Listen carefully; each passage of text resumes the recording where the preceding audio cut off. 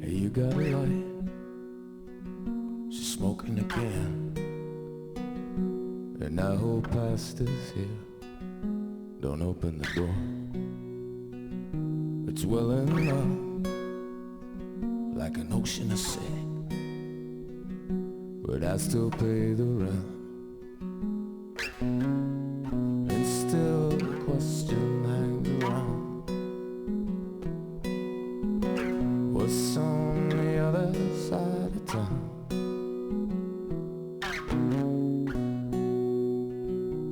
Are there phone lines there so I can call you in the morning if I change my mind?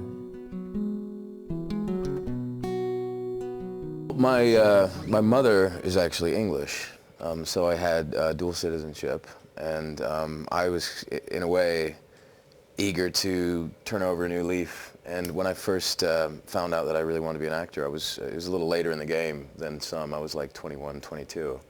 And I just explored the drama schools in London. So I auditioned for RADA and Lambda. I did a Shakespeare course at RADA and then went to Lambda for the BA program. And the rest is history. Yeah. Did the music come before the acting then?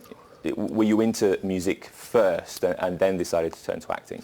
Yeah. I played in punk and hardcore bands when I was a teenager, just after high school. I didn't know what I wanted to do after high school, so I just played in bands. And around that time, I started teaching myself how to play guitar. I started off on electric, playing bar chords really sloppily and just kind of picking out chords and trying to figure it out myself. I mean, the internet was nowhere where it is right now with YouTube videos where you can just Google something, you know.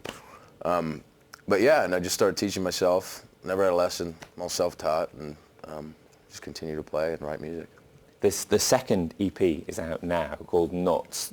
I've looked down the list of it, actually. You could call it an album, really. You know, EPs normally have 3 or 4 tracks on it. I think it's got 7 or 8 tracks. Well, why did you decide not to make this the debut album? Well, I mean, it was initially, we were initially going to record that group of songs and see which 5 maybe we wanted to use, but I became so attached to them that I just wanted to put them all out. And I didn't feel like I was ready to actually do a full length yet, or do the whole campaign that's necessary for a full length at that moment in time. So we just put it out as an EP and just tagged on a couple extra songs. Deluxe version. Yeah, I mean, there must be a lot of pressure, because often you find actors will dip into music and vice versa, but it might be just for one-offs. So you'll have a big musician who might do one film. You're currently doing both at the same time.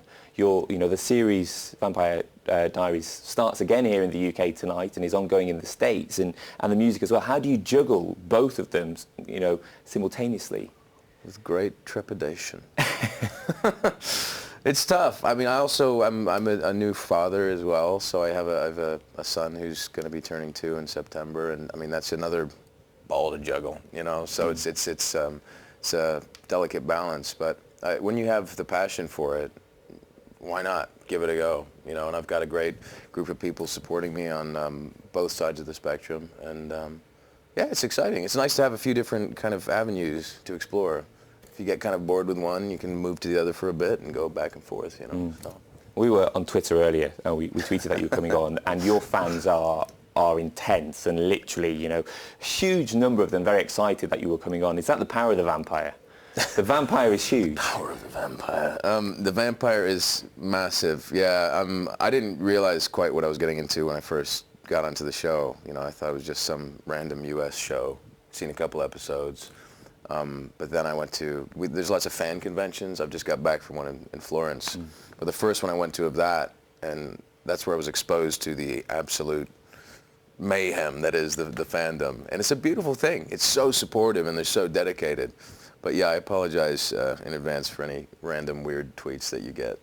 They're keen, to say the least, that's for sure. It returns to UK screens, and after this weird, we don't have it here in the UK, this kind of mid-season break, but I know it's big in America. So it's the second part of the 7th series, which starts tonight. What can people expect, certainly from your character?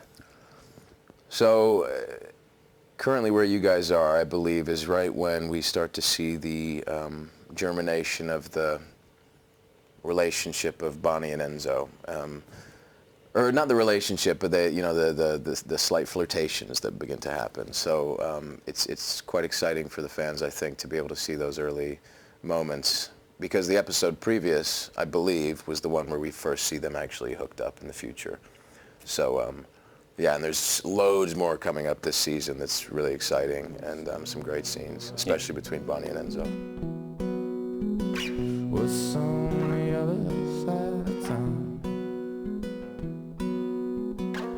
I see a darkness and I see a light, but I'm out of control like a firefly.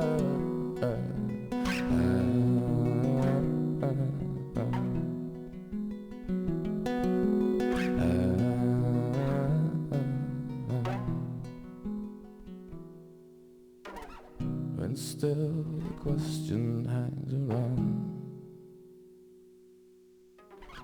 What's on the other side of town?